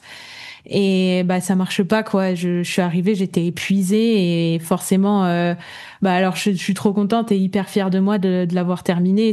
Enfin ça aussi, il y a bien sûr l'aspect performance, le temps il est pas ouf, c'est clair, mais pour moi juste de l'avoir fini c'est déjà très très bien, et je suis trop fière de moi là-dessus. Mais tu vois, j'ai mis je pense 2-3 semaines après la course à genre être fière de moi de l'avoir terminé, parce que j'avais vraiment ce truc de ouais, mais qu'est-ce que je me suis fait, quoi. Enfin là, je sens que c'est pas du sport santé. Je sais, enfin j'aime bien me pousser à l'entraînement sur des courses et tout machin, depuis l'athlé ou même ces dernières années sur trail. Mais là, j'ai senti que j'ai poussé une limite un peu plus loin que ce que j'ai l'habitude ou ce que j'aurais envie de faire. Alors il y avait une valeur symbolique et plein d'autres choses qui ont fait que c'était thérapeutique pour moi de le terminer, mais de faire des 70 bornes et tout, là, pendant les prochains temps, ça m'ira très bien. Et puis, on verra. Enfin, c'est clairement des distances qui me font rêver, c'est clair. Mais tout ce que vous disiez avant sur la Victa, enfin, comment tu peux te préparer et tout, faut le prendre clairement en considération, parce que si c'est pour le faire, et moi, j'étais toute triste, quoi, pendant 3 semaines après, la course à pied, c'était un truc, fallait pas m'en parler. J'étais dégoûtée de ça, alors que ça fait 5-6 ans, c'est ma passion, ça me rend trop heureuse quotidiennement et tout, et là c'était genre j'avais l'impression de m'être engueulée avec genre mon meilleur pote, tu vois, et ça fait mal au cœur. C'est pas comme ça en tout cas moi que j'ai envie de vivre ma passion. Donc là je pense que faut bien s'entraîner, bien récupérer, ça faut pas le minimiser. Et puis quand on a un boulot qui prend du temps, une famille et tout, c'est pas juste être capable de courir 15 heures ou 20 heures par semaine, quoi. C'est comme la vie en général, comment elle est. Et voilà, faut faire gaffe à cet appel du toujours plus. Et vous parliez avant de la surenchère médiatique et tout, qui a un impact direct sur le salaire des athlètes, par exemple, et tout. Mais je pense que du côté amateur, il y a aussi un peu, forcément, la tendance avec les réseaux sociaux et tout, une espèce de banalisation de cet effort-là qui fait que alors oui, c'est trop bien parce que on a besoin de se prouver des choses en tant qu'humain et tout, nanana, mais là, faut quand même se rendre compte que ça a des impacts vraiment réels sur la santé, et Et c'est pas parce que on voit nos athlètes préférés ou même nos influenceurs préférés, influenceuses réussir à faire, en vrai même 50 bornes, c'est énorme quoi. Il faut pas minimiser ça. Et pour prendre du plaisir sur ces distances-là, faut y aller petit à petit. Si c'est pour y aller et souffrir pendant 10 heures. Enfin moi, l'Alsace, encore une fois, je suis trop contente et tout de l'avoir fait. Mais dès que je voyais plus mon assistante, j'étais en train de pleurer dans les bois quoi. En mode pourquoi je fais ça, enfin non, c'est pas comme ça que j'ai envie j'en ai un super souvenir maintenant et tout, et je vois trop tous les trucs que je peux mieux faire, et j'ai trop hâte du prochain pour mieux le vivre, pas mieux le préparer mais juste mieux le vivre et tout. Mais voilà, c'est un projet à long terme, il faut bien le faire et tout. Je me relancerai pas comme ça de manière aussi insouciante dedans. Quelque chose qui est important, c'est que je pense qu'en fait, faut vraiment le dire parce que je pense que la plupart des gens se rendent pas compte. Mais en fait, moi, personnellement, j'ai quand même pas mal d'expérience. Enfin, j'ai pas fait de long, mais j'ai pas fait de long parce que je sentais que ça me convenait pas. J'ai du mal, en fait, à comprendre au-delà de certaines distances où on trouve du plaisir, en fait.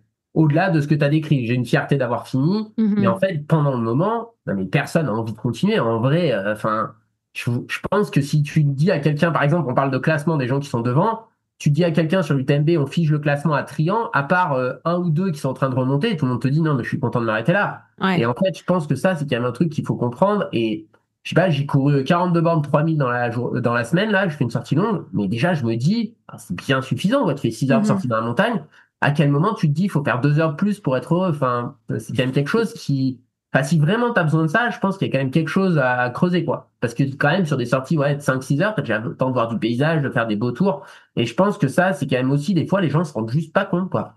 Et ben justement, on va faire la psychanalyse de notre auditeur qui va arriver juste après. Non, mais c'est intéressant d'avoir les motivations parce que moi, par exemple, j'ai jamais compris quel intérêt. J'aurais pu avoir un intérêt d'aller à l'UTMB matériel si j'avais été capable de le gagner, si j'avais senti que j'étais capable, mais ça aurait été que des motivations matérielles. Et c'est aussi quand je savais qu'il y avait ça derrière, je savais que j'allais pas réussir et c'est pour ça que je suis jamais allé. Mais c'est vrai que se dire, oh, je vais faire le tour du Mont Blanc, ça va être un kiff, j'ai du mal à m'imaginer, quoi. Et puis ceux qui l'ont fait, ils disent quand même que c'est pas trop le kiff, quoi, surtout la fin. Simon, est-ce que tu as encore un peu de temps pour rester avec nous? Je vais devoir vous laisser, ouais. Je dois repartir, mais. Ok, pas de souci. On va accueillir l'auditeur sans toi. Et tu voulais rajouter un petit truc peut-être avant de nous laisser? Non, juste vous remercier. C'était hyper enrichissant comme échange avec vous tous. Donc, merci beaucoup pour ce super moment. Et puis, j'espère vous voir vite. Merci beaucoup, Simon, pour ton temps. Et puis, on te souhaite une bonne fin de stage avec toute la team Salomon. Ça roule, merci beaucoup. Bye, Salut! Salut à tous. Ciao. Et du coup, je le disais, on va pouvoir accueillir notre auditeur qui n'est autre que Nicolas. Nico, merci d'être là, merci d'avoir attendu. Déjà, est-ce que tu peux nous dire comment ça va et est-ce que tu peux nous dire quel trailer es-tu? Salut tout le monde, merci l'équipe du coup pour l'invitation sur le podcast. C'est rigolo du coup d'être présent là-dedans alors que je l'écoute régulièrement. Donc merci déjà pour votre travail et tout, c'est super chouette de vous écouter de manière hebdomadaire. Donc du coup, moi je suis kiné, j'habite à Aix-les-Bains et puis je fais du trail depuis 3-4 ans, je crois. Et en fait, j'ai commencé le trail à La Réunion parce que j'y ai vécu pendant 1 an et demi. Et il s'avère que j'ai été un petit peu matrixé à La Réunion puisque ça devient en fait complètement banalisé en fait les distances. On en parlait tout à l'heure justement dans le podcast. Enfin, vous en parliez tout à l'heure dans le podcast. En fait, les grandes distances, notamment la diagonale des fous, ça devient complètement banalisé, notamment par des barrières horaires qui sont très très très très larges. Et puis les créoles ont l'habitude d'en faire voilà, c'est un peu une histoire de famille. C'est-à-dire que moi, j'en parlais avec des patients. J'ai l'oncle, j'ai la tante, j'ai le cousin, j'ai le grand-père. Là, ils ont tous fait la diagonale. Alors, ils ont tous fait ou participé à la diagonale. Et puis moi, c'est devenu du coup un objectif avec très très peu de temps de course à pied derrière moi. Et en fait, c'est comme ça que j'ai débuté en fait le trail, notamment par quelques courses avant pour avoir les points pour s'inscrire sur la diagonale. Mais en fait, j'ai commencé directement par un ultra au bout d'une dizaine de mois de course à pied, quoi. Voilà. Et aujourd'hui, je fais un peu de tout par contre. Bah, c'est aussi pour ça qu'on t'a invité. Tu avais un profil assez intéressant et de ce qu'on décrivait un petit peu juste avant, cet appel très tôt de l'ultra et c'est peut-être cette forme d'inconscience que peuvent avoir certains pratiquants qui débutent et pour qui, selon le contexte dans lequel ils vivent, là tu le décris très bien, en fonction du contexte, et ben en fait tu peux vite banaliser des distances qui sont énormément, enfin qui sont très très longues comme la diagonale. Justement, ta première expérience sur la diagonale, comment ça s'est passé? Est-ce que tu t'attendais à ça? Est-ce que J'aimerais bien que tu me racontes parce que du Ouais. coup tu l'as faite il y a 2 ans, Il y l'année a dernière. 3 ans. Il y a 3 ans, donc Ouais. tu venais de débuter quoi. Ouais, je venais débuter. En fait, on est arrivé en octobre à La Réunion. J'ai fait mon premier trail fin décembre parce qu'en fait, j'avais fait l'assistance d'un copain sur une plus courte distance sur le trail du Bourbon. Et j'avais adoré l'ambiance et tout. Et moi, je venais pas du tout du monde de la course à pied. Je venais du monde de la gymnastique aux agrès. Donc, rien à voir. Les efforts diamétralement opposés. Et en fait, j'ai commencé à courir comme ça, et puis je me suis dit bah tiens, si ce trail-là en décembre ça me plaît, pourquoi pas me faire un challenge comme ça, et notamment bah en fait un peu poussé par aussi voilà tous ces patients qui m'en parlaient, tous les Réunionnais, un peu l'engouement autour de cette course, que cette île elle vibre vraiment autour de cette course, et puis aussi bah on en parlait tout à l'heure via les réseaux poussent aussi vachement quand même à ce genre de dépassement de soi, et ce genre de challenge. Et du coup, j'ai fait un premier trail et ça s'est bien passé. Je me suis rendu compte que j'avais pas mal encaissé. C'était un 30 bornes comme première course déjà, donc c'était pas très intelligent déjà de base, mais ça s'est plutôt bien passé. Puis après, j'ai fait du coup un 60, j'ai fait 2,60 et pour me préparer un petit peu et puis pour avoir les points pour la diagonale avec des ratios assez costauds à La Réunion. Et puis en fait, après, je suis parti sur la diagonale. Et bon, alors ça s'est moins bien passé que les 30. Hein. Ça c'était sans surprise. En plus, je suis kiné, donc c'était vraiment le cordonnier qui est mal chaussé. C'était un peu prévisible, mais bon, j'en retiens une expérience quand même plutôt chouette dans le sens où c'est là où je rejoignais pas forcément ce que disait Nico tout à l'heure, c'est que l'ultra c'est une aventure. C'est pas vraiment, enfin moi en tout cas ma première course aussi longue comme ça, je cherchais pas de la performance. Je cherchais plutôt une aventure, je cherchais le fait de passer une nuit dehors, voilà. Mais après, effectivement, je pense que la notion de course, là, effectivement, c'est un peu différent parce que moi, je le visualisais pas forcément comme une course, même si j'avais prévu des temps un petit peu pour mes ravitailleurs. Mais du coup, voilà, c'est le fait de partir dehors, d'explorer, de découvrir un peu parfois dans quel état on se met, savoir comment réagir, etc. Et donc ça s'est plutôt bien passé jusqu'au 100e kilomètre. Et après j'ai eu deux syndromes de l'essuie-glace bilatéraux aux deux jambes. Donc les 70 bornes de la fin étaient un peu longues, mais globalement voilà, ça s'est quand même pas trop mal passé. La fin, les quelques jours après ont été très très très difficiles. Et je me suis dit plus jamais. Mais voilà, je suis retourné sur de l'ultra après.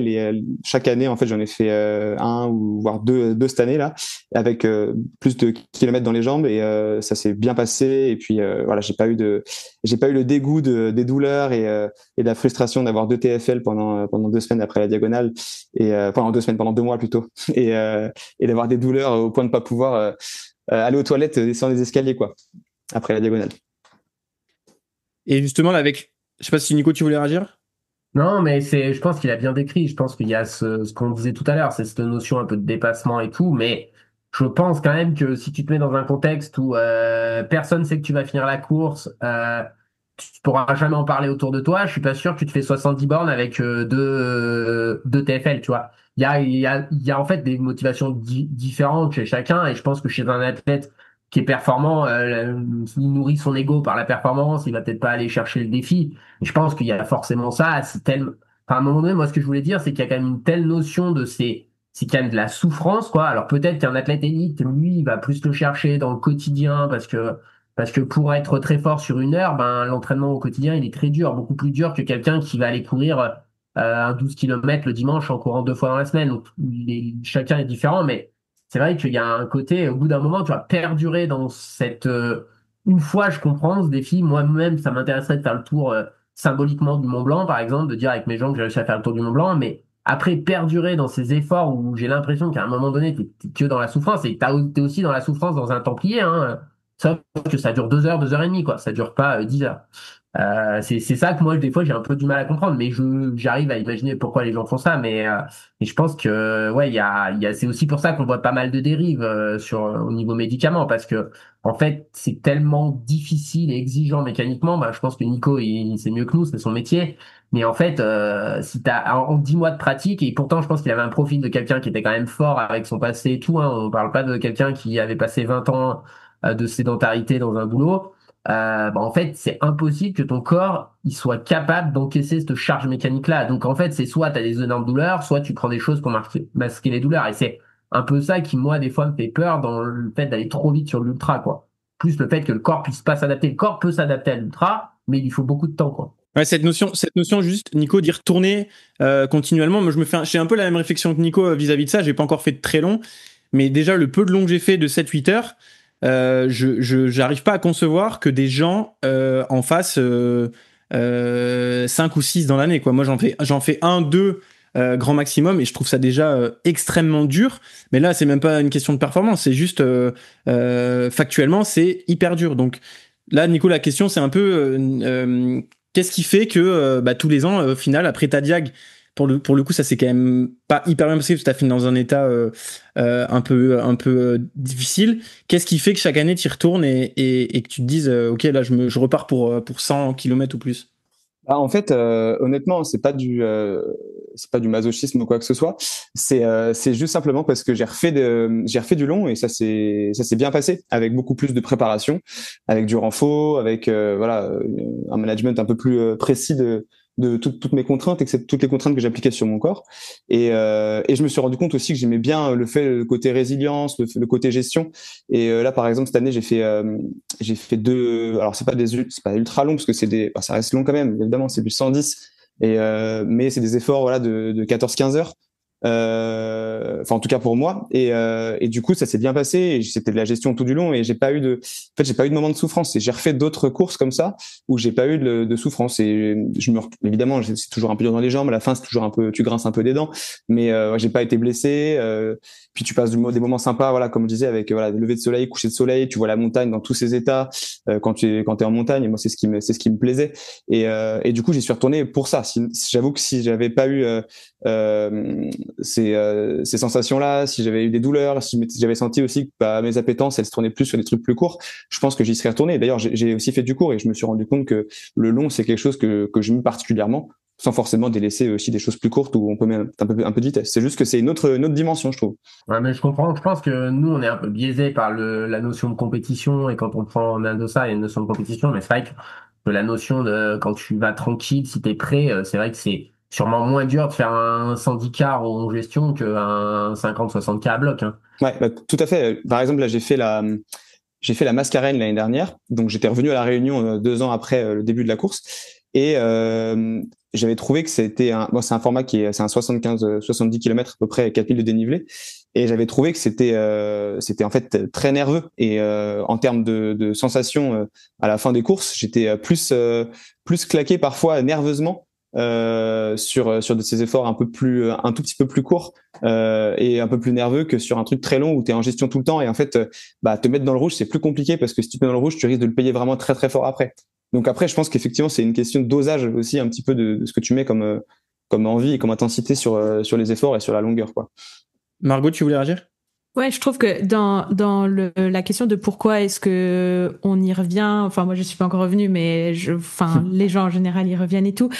Je sais pas comment, si tu le ressens toi aussi Nico, c'est le fait juste de vouloir faire mieux, tu vois, t'as un temps de référence, t'as envie de voir si t'es capable de mieux faire. Et ce que je trouve chouette dans la prépa, en tout cas de l'ultra, alors moi mon 110 je le considère comme un ultra, mais vous peut-être pas, mais le long, on va dire en général, c'est un ultra. Faut pas le. Ouais, ça reste un oui. ultra. Non, mais j'entends des gens pour qui 100 bornes c'est pas un ultra, et pour moi c'est très débattable. Il y a personne qui. Ouais. Qu'on se mette d'accord sur un 100 bornes, c'est un ultra. Hein. Ouais, ok, bon, trop cool. On va dire d'accord. c'est 12 heures de course, tu vois, donc des gens qui font un 100K en moins de 12 heures, quand il y a un peu de dénivelé, il y en a pas non plus. Ouais. Quoi.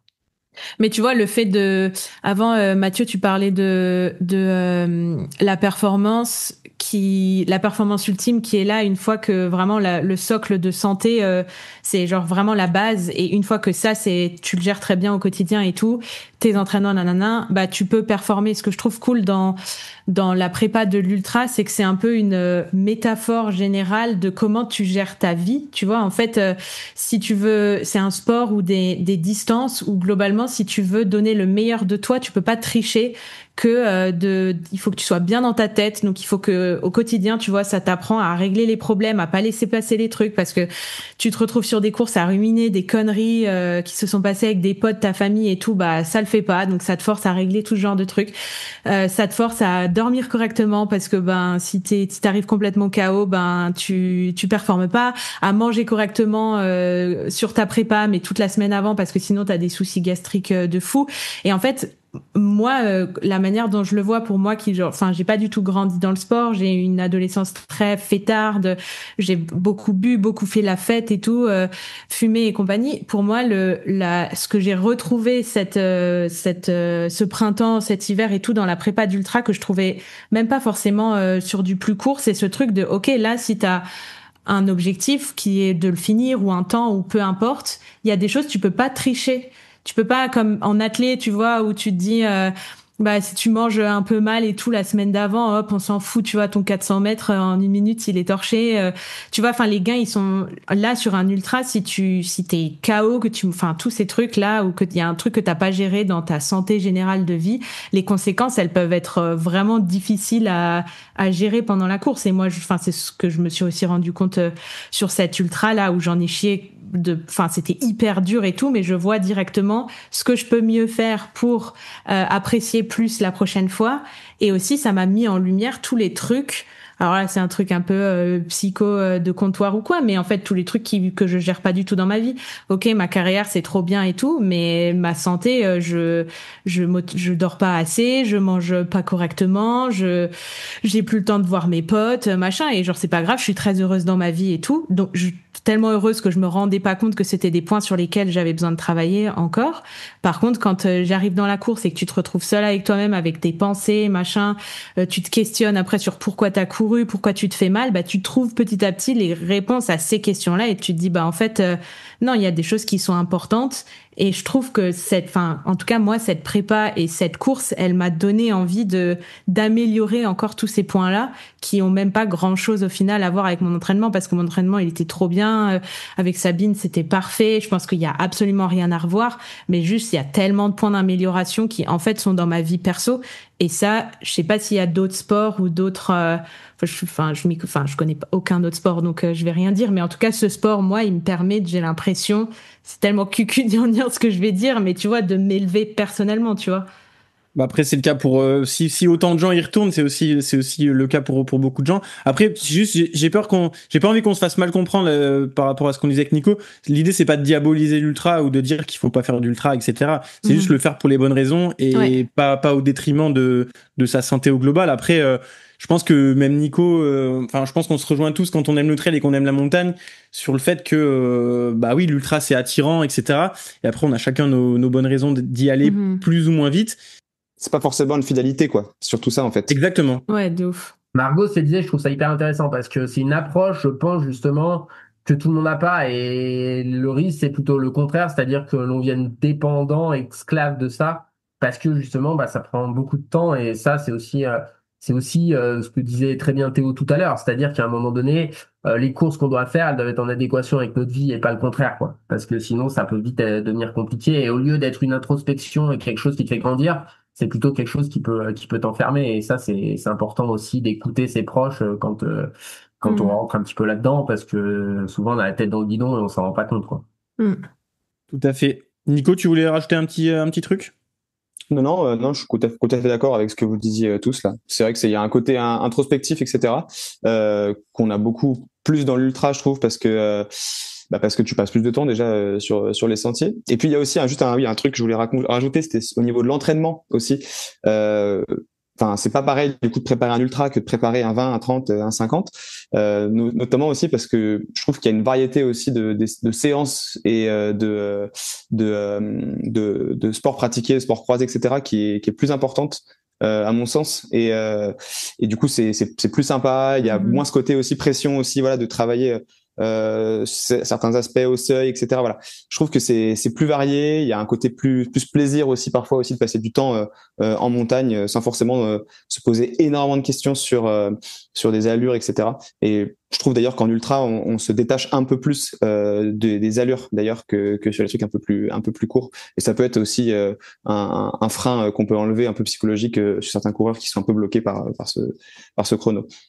Ouais, et puis tu le disais, Margot, juste pour terminer, il y a tellement de paramètres à prendre en compte dans l'ultra, tellement de choses à considérer, la nutrition, l'entraînement, etc., que nécessairement, si on est dans une optique de s'améliorer au fur et à mesure de notre pratique, forcément, l'ultra, on peut en faire pendant 50 ans et ça se trouve, il y aura toujours des choses à améliorer. Donc c'est aussi, je pense, qui explique les gens.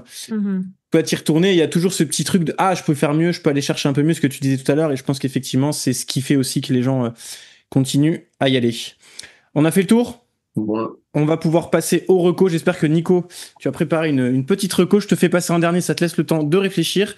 Et on va pouvoir passer la reco de Théo. Ouais, alors moi je me suis mis dans un bourbier parce que je suis incapable de prononcer ma reco, mais c'est une reco musicale.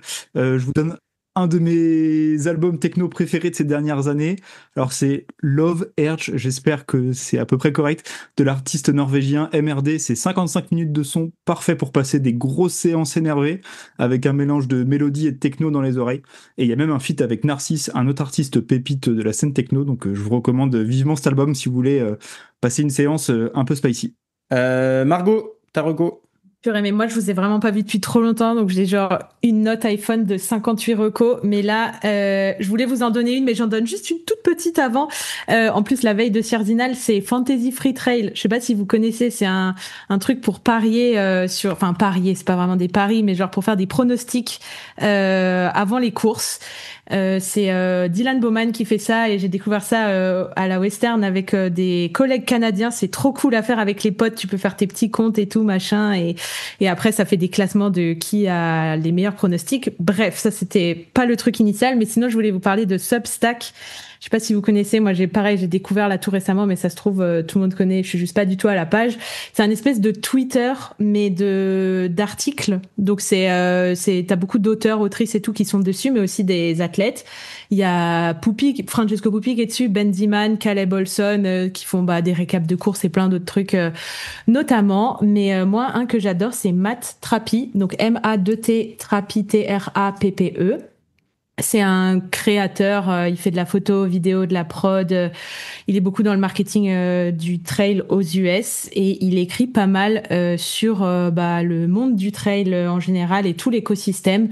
Il a débattu comme on avait fait sur le débat athlète-influenceur, il y a là, il y a un article trop cool qui est sorti le mois dernier sur qui crée la mode dans le trail avec tu vois les marques comme Satisfy et tout qui émergent beaucoup. Enfin bref, ça permet de réfléchir un peu, de pousser la réflexion un peu plus loin que entre guillemets juste qui court le plus vite, même si on aime trop ces débats-là. Mais bref, c'est vraiment intéressant. Donc son Substack à lui, mais sinon Substack en général, même quand on a un peu l'habitude malsaine de scroller, aller scroller sur Substack, c'est quand même bien plus intelligent et intéressant que sur TikTok ou Insta, sans juger ceux qui le font. Parfait. Mathieu, ta reco. Ma reco, c'est un article du magazine en ligne Run. Donc c'est la branche du média américain Outside qui est dédiée Encore un truc en anglais, mais c'est pas possible. Et ouais, désolé. Et du coup, je fais mes trucs en français pour compenser, mais j'aime bien souvent m'informer en anglais. Il y a vraiment plus de contenu qui est accessible. Et du coup, c'est dédié à Run. Du coup, c'est la branche du média Outside qui est dédiée à l'univers du running, évidemment aussi au trail running. Et je suis tombé sur un article pépite rédigé par Abby Leven, dans lequel elle interroge Jack Kenzel. Donc Jack Kenzel, si vous êtes un fidèle auditeur du podcast, ça vous dit peut-être quelque chose parce qu'il est connu pour ses FKT fous, ses capacités dans le technique et en altitude. Et il est aussi coach coach de Caleb Olson, ni plus ni moins le vainqueur sortant de la Western States, aussi vainqueur de la Trans-Gran Canaria devant John Albon en début d'année. Et dans cet article, ils explorent vraiment en profondeur l'entraînement de Caleb depuis le début de saison, depuis le début de la collaboration entre les deux hommes, et ils rentrent vraiment dans les détails des tests, des séances, tout en expliquant le sens et la logique derrière chaque type de séance. Donc pour les passionnés d'entraînement, c'est vraiment de l'or. Pour info, donc comme Alex l'a souligné, c'est en anglais. Et globalement, la philosophie d'entraînement de Jack Kenzel, elle est basée sur la régularité, la simplicité. Rien de spectaculaire à ses yeux, même si c'est quand même en moyenne 160 km par semaine, mais surtout une très grosse constance.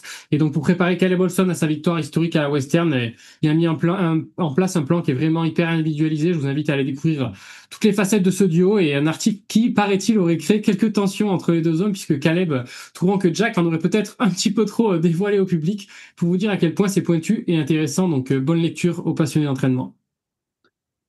Nico, Martin, ta reco. J'ai une reco, je l'ai pas noté. Ah, quand même. Alors, rien à voir avec le trail, je dirais, encore que si, parce qu'on pratique le trail dans le milieu naturel. Moi, c'est un compte, alors malheureusement sur la plateforme de notre cher, j'ai mangé son nom, enfin sur un compte X du docteur Serge Zaka, qui est un spécialiste de l'agrométéorologie et qui fait plein de contenus hyper intéressants sur tout ce qui a trait voilà, aux précipitations, aux vagues de chaleur, aux capacités des végétaux à tolérer certaines chaleurs, et je trouve ça toujours hyper intéressant, et notamment pour contrer tous ceux qui, parce qu'il a fait un peu frais en juillet, commencent à remettre en question le réchauffement climatique, alors que là on va se taper 10 jours où il va faire entre 35 et 40 degrés dans les Alpes à basse altitude. Donc voilà, un compte hyper intéressant qui fourmille de plein d'infos. Moi, c'est un truc qui me plaît, donc vraiment un truc très sympa à suivre. Tu dois être le seul en France, je pense. Mais parce que vous n'êtes pas intégré dans votre environnement. Vous dites que vous aimez la montagne et tout, et vous connaissez rien de l'environnement dans lequel vous allez. Grâce à ta reco, tu vas nous ouvrir à ça, et c'est très chouette. Exactement. Nicolas, l'auditeur, ta reco.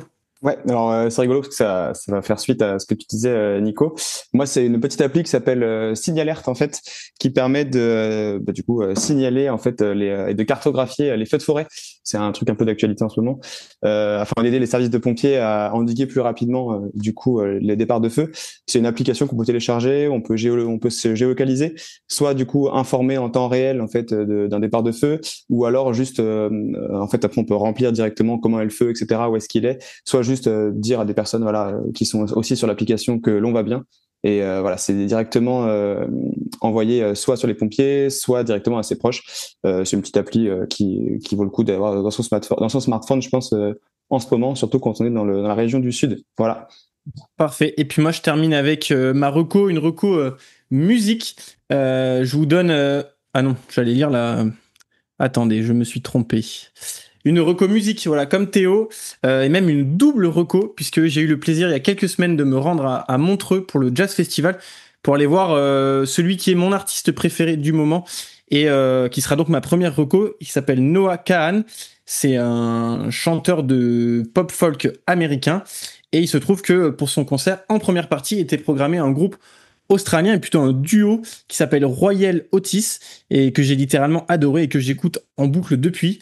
Donc voilà, pour toutes celles et ceux qui aiment la pop et la folk, je vous invite à aller découvrir ces deux artistes. Merci à tout le monde de nous avoir écoutés. On se donne rendez-vous pour les plus curieux sur le compte Instagram, sur le canal aussi, où on peut échanger avec vous avec grand plaisir.